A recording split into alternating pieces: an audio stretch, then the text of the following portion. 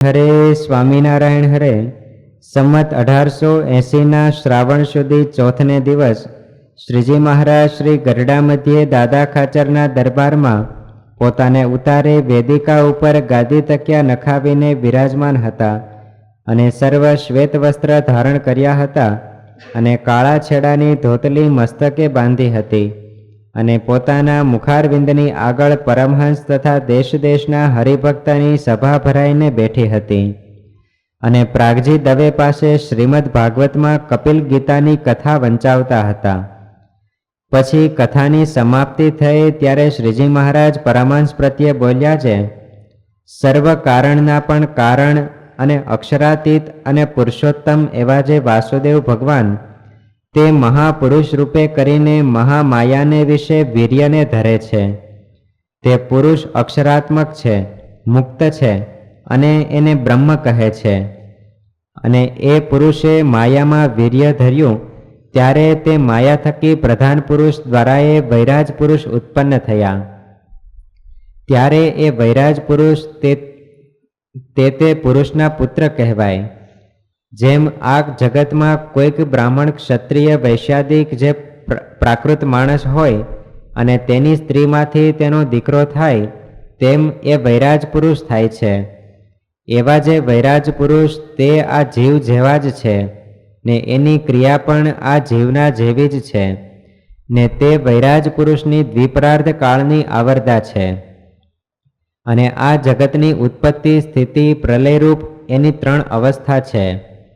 જેમ જીવની જાગ્રત સ્વપ્ન સુષુપ્તિ એ 3 અવસ્થા છે તેમ અને એ વૈરાજ પુરુષના વિરાટ સૂત્રાત્મા અવ્યાકૃત એ 3 દેહ છે ને તે દેહ અષ્ટાવરણે યુક્ત છે ને તે દેહ મહત્તત્વાદિક જે 24 તત્વ તે દ્વારે થયા છે ને એ વિરાટને વિશે ઇન્દ્રિયો અંતઃકરણ અને દેવતાએ પ્રવેશ કર્યો ને એને ઉઠાડવા માંડ્યું ને વિરાટનો જીવ પણ માહી હતો તો પણ એ વિરાટ ઉઠ્યું નહીં. અને જ્યારે ક્ષેત્રજ્ઞ એવા જે વાસુદેવ ભગવાન તે પુરુષ રૂપે કરીને તેમાં આવ્યા ત્યારે એ વિરાટ દેહ ઉઠ્યું ને એ વૈરાજ પુરુષ પોતાની ક્રિયાને વિશે સમર્થ થયા. અને એ જ જે ભગવાન તે આ જીવને પ્રકાશ્યાને અર્થે સુષુપ્તિ રૂપ માયા થકી પર રહ્યા થકા એ જીવને વિશે સાક્ષી રૂપે રહ્યા છે.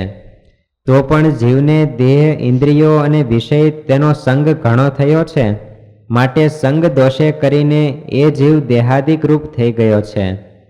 અને એના સંગને મૂકીને એ જીવ એમ સમજે છે મારું સ્વરૂપ તો માયા થકી મુક્ત છે ને પર છે ને પર એવું જે બ્રહ્મ તે છે. એવી રીતે નિરંતર મનન કરતો સતો બ્રહ્મનો સંગ કરે તો એ બ્રહ્મનો ગુણ એ જીવને વિશે આવે. પણ એને આ વાર્તા સાંભળી હોય તો પણ નિરંતર સ્મૃતિ રહેતી નથી. એ મોટો દોષ છે. એવી રીતે ઈશ્વર જે વૈરાજ પુરુષ ને આ જીવ એ સર્વેના પ્રકાશક તો પુરુષ રૂપે કરીને પુરુષોત્તમ એવા વાસુદેવ છે. અને એ વૈરાજ પુરુષ પણ જીવની પેઠે બદ્ધ છે. તે દ્વિપરાર્થ સુધી પોતાની આવરદા ભોગવે છે ત્યાં સુધી બદ્ધ વર્તે છે. અને એનો પ્રલય થાય ત્યારે એને એ પુરુષનો સંબંધ સાક્ષાત થાય છે. કેમ જે એનો બાપ જે પુરુષ તે સમર્થ છે ને તેને એટલો જાળવે છે. અને વૈરાજ પુરુષને માયાનો સંબંધ રહ્યો છે માટે પ્રલયને અંતે પાછો માયામાંથી ઉપજે છે. અને આ જીવ છે તે જેવો પોતે બદ્ધ છે ને અસમર્થ છે તેવી રીતે જ એનો જે બાપ હોય તે પણ બદ્ધ અને અસમર્થ હોય. માટે એ બાપ તે દીકરાને શી સહાય કરે? માટે એને સુષુપ્તિ રૂપ માયાનો સંબંધ નિરંતર રહે છે, ટળતો નથી. એ તો જ્યારે પૂર્વે કહ્યો તેવી રીતે નિરંતર પોતાના પ્રકાશક જે બ્રહ્મ સુષુપ્તિ રૂપ સંબંધ જે વાક્ય શું એને સુષુપ્તિ રૂપ માયાનો સંબંધ નિરંતર રહે છે. એટલે શું?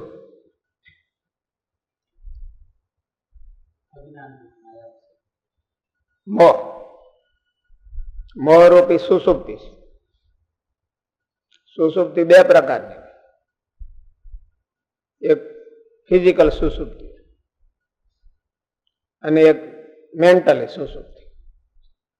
એટલે હું આવો છું, હું રૂપાળો છું, હું આવો છું, હું ડાયો છું, એ બધી જે મોહ છે એ સુસુપ્તિ છે. એ એને ઓરિજિનલ વસ્તુ પૂજવા ન દે. જેને મનમાં મનાઈ ગયું કે હું બધા કરતા ડાયો છું, તો પછી એને ડાપણ હું એ પૂજવા દે. એટલું એને મનાઈ ગયું કે હું ડાયો છું, પણ ડાપણ કોને કહેવાય એ જ ન ખબર હોય. એટલે એને મોહ કહેવાય. હું અંધાઈથી હારો છું એ મોહનું ઘાટું રૂપ છે. એટલે સુસુપ્તિ એમ જાગતો હોય, હાલતો ચાલતો હોય, અને હાલતો ચાલતો હોય તઈ જ હોય કે ક્યારે હોય? હું હારો છું એ હૂતો હોય ત્યારે હોય કે હું બહુ હરખો હૂતો છું? હાલતો ચાલતો હોય ત્યારે જ કે હું બધાય કરતા હારો, હું બધાય કરતા હારો. જેટલા હામા મળે એટલે બધાને હરખાવી દે. આના કરતા હું હારો, આના કરતા હું હારો, આના કરતા હું 10 જણા કરતા હારો, એટલે બધાય કરતા હારો. એ મોહ છે અને મોહની સુસુપ્તિ છે. જાગતો હોય તો શું કીધું મહારાજે કે ત્રિકાળમાં એને મોહનો સંબંધ જાતો જ નથી. ફરીથી હું વાક્ય હું આવ્યું જોવો તો વાંચો તો એનો મોહ સુસુપ્તિનો. માટે એને સુષુપ્તિ રૂપ માયાનો સંબંધ નિરંતર રહે છે. નિરંતર રહે. જાગતો હોય તો રે અને સૂતો હોય તો રે. સુસુપ્તિનો સંબંધ નિરંતર રહેશે. અને એ મોહ છે. મોહ સૂતો હોય તો ચાલુ હોય અને જાગતો હોય ત્યારે વધારે ચાલુ હોય. મોહ એક્ટિવ ક્યારે થાય? એક્ટિવ ક્યારે થાય મોહ? જાગતી વખતે જ થાય ને. સૂતો હોય ત્યારે એક્ટિવ ક્યારે થાય? સૂતો હોય ત્યારે તો પડ્યો હોય. એક્ટિવ થાય જાગે ત્યારે. આમ જાગ્યો મોહ એક્ટિવ થાય. એટલે નિદ્રા અને સુસુપ્તિનો સંબંધ છે એ મોહ છે. મોહ રૂપી સુસુપ્તિ છે. યા નિશા સર્વભૂતાનાં તસ્યામ જાગૃતિ સંયમી યસ્યામ જાગૃતિ ભૂતાની સા નિશા પશ્યતો શ્યામ જાગૃતિ સંયમી. માટે એને સુષુપ્તિ રૂપ માયાનો સંબંધ નિરંતર રહે છે, ટળતો નથી. એ તો જ્યારે પૂર્વે કહ્યું એવી રીતે નિરંતર પોતાના પ્રકાશક જે બ્રહ્મ તેનો મનન દ્વારા સંગ કરે ત્યારે ટળે. અને વળી એ વિરાટ પુરુષ પણ સંકર્ષણ અનિરુદ્ધ પ્રદ્યુમ્નની ઉપાસના કરે છે. એમાં પ્રલયરૂપ અવસ્થાને વિશે સંકર્ષણની ઉપાસના કરે છે ને સ્થિતિરૂપ અવસ્થાને વિશે પ્રદ્યુમ્નની ઉપાસના કરે છે અને ઉત્પત્તિરૂપ અવસ્થાને વિશે અનિરુદ્ધની ઉપાસના કરે છે. અને તે સંકર્ષણાદિક 3 જે તે વાસુદેવ ભગવાનના સગુણ રૂપ છે ને તેની ઉપાસનાને બળે કરીને એ વૈરાજ પુરુષ જે તે ઉત્પત્તિ, સ્થિતિ અને પ્રલયરૂપ ક્રિયાને વિશે સામર્થ્યને પામે છે. અને જ્યાં સુધી એ 3ની ઉપાસના કરે છે ત્યાં સુધી એને ઉત્પત્તિ, સ્થિતિ, પ્રલયરૂપ જે માયાનો સંબંધ તે ટળતો નથી. અને જ્યારે એ નિર્ગુણ એવા જે વાસુદેવ ભગવાન તેની ઉપાસના કરે છે ત્યારે એ વૈરાજ પુરુષ માયાનો ત્યાગ કરીને બ્રહ્મરૂપ થાય છે. જેમ આ જીવ છે તે બ્રહ્માદિક દેવરૂપે ભગવાનની ઉપાસના કરે છે ત્યારે ધર્મ, અર્થ, કામરૂપ ફળને પામે છે. અને જ્યારે ભગવાનના અવતાર જે રામકૃષ્ણાદિક તેની ઉપાસના કરે છે ત્યારે બ્રહ્મરૂપ થાય અને એની મુક્તિ થાય. તેમ એ વિરાટ પુરુષને પણ છે. અને એ વૈરાજ પુરુષ દ્વારા એ અવતાર થાય છે એમ શાસ્ત્રમાં કહ્યું છે તે તો એમ સમજવું છે એ જે વાસુદેવ નારાયણ તે પુરુષ રૂપે કરીને વૈરાજ પુરુષને વિશે આવીને વિરાજમાન હોય ત્યારે અવતાર કહ્યા છે. માટે તે અવતાર તો સર્વે વાસુદેવ ભગવાનના જ છે.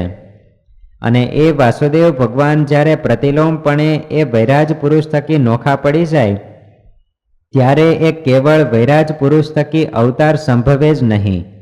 માટે એ થકી અવતાર તો એને વિશે વાસુદેવ આવ્યા છે તે સારું કહ્યા છે.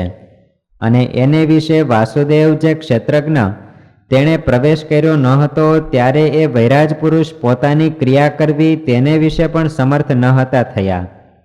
અને પૂર્વે જે પુરુષ કહ્યા તે માયામાં ગર્ભ ધરે ત્યારે પ્રધાન પુરુષ દ્વારા એક એવો જે વૈરાજ પુરુષ રૂપ દીકરો તે થાય.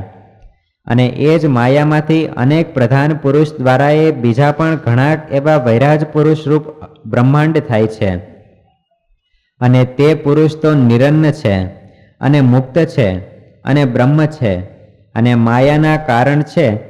તે માયાને વિશે લોમપણે વર્તે છે તો પણ એને માયાનો બાધ થતો નથી ને માયાને વિશે એને ભોગની ઈચ્છા થતી નથી.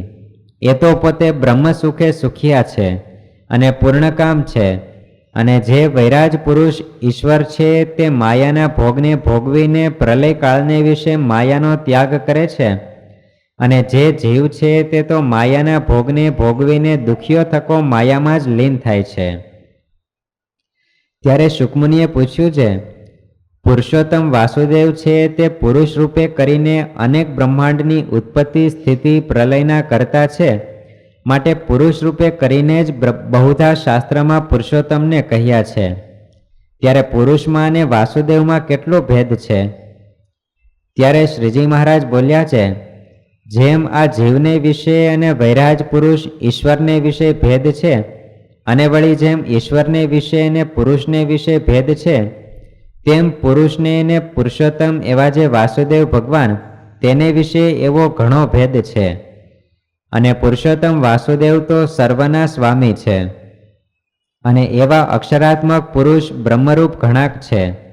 તે જે તે વાસુદેવના ચરણારવિંદની ઉપાસના કરે છે અને સ્તુતિ કરે છે.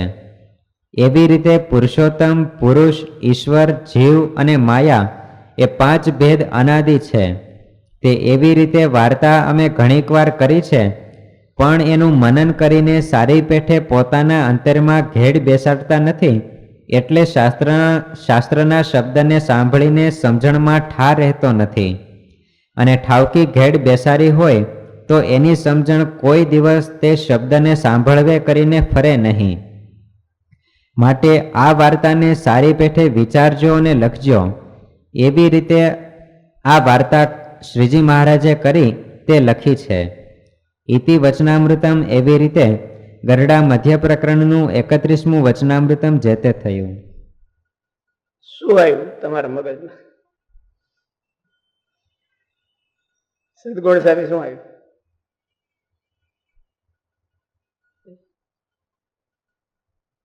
હું કીધું આપણે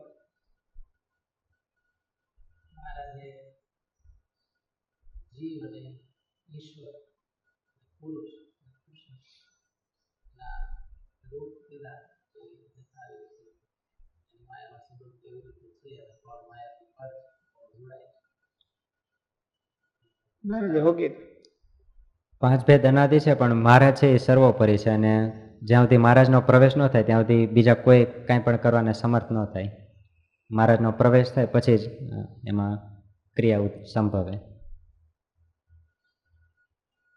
મહારાજ કીધું મનન કરજો. મનન દ્વારા બ્રહ્મનો સંગ કરવાનો આ વચનામૃત છે. જીવ સાંભળે જ 10 કલાક સાંભળે અને મનન 1 કલાક ન કરે. આપણે કથા કરી છે, માનો કે વચનામૃત છે, વાંચી છે, ઉભા થયા પછી આખો દીમાં મનન ન થયું. હકીકતમાં એનો નિયમ શું છે? 1 કલાક સાંભળવું, 10 કલાક મનન કરવું. 10 કલાક મનન કરી અને 100 કલાક નિધિધ્યાસ કરે, ત્યારે એને સાક્ષાત્કાર થાય. આપણે 10 કલાક સાંભળીએ 1 કલાક મનન ન કરીએ, ઊંધું છે. કથા કેટલી સાંભળો તમે? બહુ કથા. આખો દી ડીટીયા કાનમાં રાખી રાખો. આખો દી ડીટીયા કાનમાં જ હોય. પણ આવ્યું હું તો કઈ અહીંયા માનો કે આ વચનામૃતમાં પૂછો લ્યો આમ કોને શું આવ્યું? એનું કારણ શું? એનું કારણ મનન કરીને બેહાર્યું નથી. કથા એટલી બધી સાંભળવાની જરૂર નથી જેટલી મનન કરવાની જરૂર છે. મનન કરવામાં તો પાછા ડીટીએ કાનમાં ન નાખે તો હાલે. સાંભળવામાં તો ડીટીએ કાનમાં નાખવા જોઈએ. અને ટાઈમ ન મળે કે મળે એવો પ્રશ્ન રહે. પણ કોણ કેટલું મનન કરે? મનન કરે. વચનામૃત નું મનન નથી થતું. લ્યો આપણે જાજુ કઈ બહુ મનન કરવા જવું નથી. કઈ વચનામૃત છે, આખો ચોપડો છે. ખાલી મહારાજ એટલું જ કે આ વચનામૃતમાં શું આવે છે, આ વચનામૃતમાં શું આવે છે. આખી જિંદગીમાં એક ચોપડો મનન નથી થતો. લ્યો આખી જિંદગીમાં જાજા તો ક્યાં વાત કરવાની. શિક્ષાપત્રી નું મનન થતું નથી. શિક્ષાપત્રી મહારાજ લખ્યું કરું કે એકાગ્ર મને કરીને ધારજો. એકાગ્ર મને કરીને ધારજો. તો આમાં કોકને પૂછીએ કે ભાઈ સાધુ ધર્મના કેટલા શ્લોક લખ્યા છે? એક બે શ્લોક બોલો. એટલે ગુજરાતી જો, સંસ્કૃતની વાત જ નહીં. સંસ્કૃતની વાત નહીં. એક બે શ્લોક બોલો ગુજરાતી ન હોય. દરરોજ વાંચે પણ મનન ન હોય. મનન કરે તો એને ફળ થાય. આત્માવાર દ્રષ્ટવ્યો શ્રોતવ્યો મંતવ્યો નિધિધ્યાસિતવ્ય. એને 10 ગણું વધારે કરવું પડે. એક વાર સાંભળી અને તલ તુંબડી ન્યાય કે છે ને, એક વાર સૂત્ર ભણી લે પછી એક તુંબડી ભરાય તલ ત્યાં સુધી એને ગોખવાના. એટલું મનન કરે તો માલિપા ઉતરે. 100 વખત મનન કરે. એક વખત સાંભળીને 10 વખત મનન કરે. 10 વખત મનન કર્યું હોય એનું 100 વખત નિધિધ્યાસ પ્રેક્ટિકલ કરે. એનું 100 વખત પ્રેક્ટિકલ કરે ત્યારે થાય. ત્યારે અને 1000 વખત એને ધારી રાખે એમને ત્યારે એને સાક્ષાત્કાર થાય. એટલે મનન કોણ કરે છે? એમાં ખપ વાળા ન કરતા હોય. સાધુ થઈ નહીં. સાધુ થયા છે એટલે ભેખ તો એટલા માટે લીધો છે આપણે કે ભાઈ હાલો કઈક નું કઈક કરી નાખશું. આપણે ભેખ લઈ કઈક નું કઈક કરી નાખશું. ભેખ લીધો હોય ત્યારે તો એટલો બધો ઉત્સાહ હોય, કઈક નું કઈક કરી નાખવાના છે આપણે. પણ હવે એને નવરાય નથી. મનન કરવાની એને નવરાય નથી. શેમાં? આગલા મેં કીધું એમાં એમ સુસુપ્તિ છે એનો નિરંતર સંગ રહે છે, સંબંધ રહે છે. સુસુપ્તિમાં દેહમાંથી નવરો નથી થતો. હું મારું અને ક્લેશ, ઈર્ષા, અદેખાય એમાંથી નવરો નથી થતો. મનન કરવામાં રોકે કોણ? મનન કરવામાં કોણ રોકે? કથા વાંચવી હોય તો રોકે. ભાઈ હાલો કે અમારે આટલી ક્રિયા હોય તો અમે શું કરીએ? એટલી ક્રિયા હોય તો અમે શું કરીએ? મનન કરવામાં કોણ રોકે? રોકતો હોય તો ફોન હોય તો વળી હોય. ફોન હોય ત્યારે મનન ન થઈ શકે. બીજી ક્રિયા સેવા કરતા હોય ત્યારે મનન થઈ શકે. ફોન હોય તો મનન થઈ શકે. ઓલા જવાબ મનન કરતો હોય એ જવાબ દઈ દે એમ કે વાસુદેવ નારાયણ પ્રવેશ થયો એમ. ઓલો કે ક્યાં?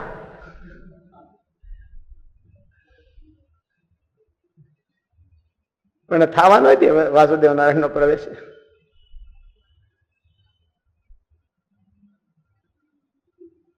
મહારાજે આમાં કીધું કે મનન દ્વારા બ્રહ્મનો સંગ કરવો. અને મનન કરીને આને બધાને જીવમાં હરખા બેહારવા. વચનામૃતમાં જે મહારાજે મુદ્દાઓ કીધા, પોઈન્ટ કીધા, એને મનન દ્વારા સંગ કરવો જોઈએ, તો આ બધું ફીટ બે, નહીં તો ફીટ ન બે. અને એ તો હાવ કરવું જ નથી. મહારાજ કે ધારે વિચારે તો એને ભગવાનની અખંડ સ્મૃતિ થાય, જગતમાંથી વૈરાગ થાય, ભગવાનમાં અસાધારણ પ્રીતિ થાય, એવું બધું કીધું. મનન કરે પણ મનન તો આ બધું ઓલો આવે છે, ઓલો આવે છે, ઓલો આવે છે, ઓલો આવે છે, એ મનન થતું હોય. એમાં ઓલો અવસ્થા આ એવો થઈ જાય, ઓલો આવે છે, મનન કરે એવો થાય, મનન કરે એવો પોતે થાય. મારે વાત તો આમ એટલી દીધી છે, કારણ કે બધી વાત તો અઘરી છે, ક્યાં કોણ પુરુષ ને કોણ ઓલો રે એમ, પણ મનન ક્યાં એનું? સારી વાત હોય તો, હેલી વાત હોય તો એનું મનન નથી થતું.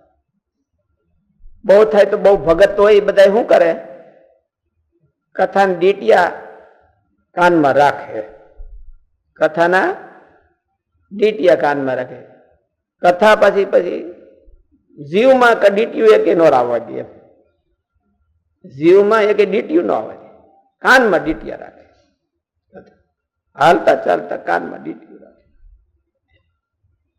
એ વળી હારા કહેવાય. એ ડીટીઆઈ ન રાખે, ઓલા ફોન ના ડીટીઆઈ કાનમાં રાખે, એના કરતા તો ઓલા કથાના ડીટીઆઈ રાખે એટલે વળી હારા. પણ જીવમાં એક ડીટીઓ આવવા ન દે, એટલો જ ફેર. એટલે કથા ઉગ્યા નહીં. આખો દિવસ કથાનું મનન થવું જોઈએ, આખો દિવસ કથાનું મનન થવું.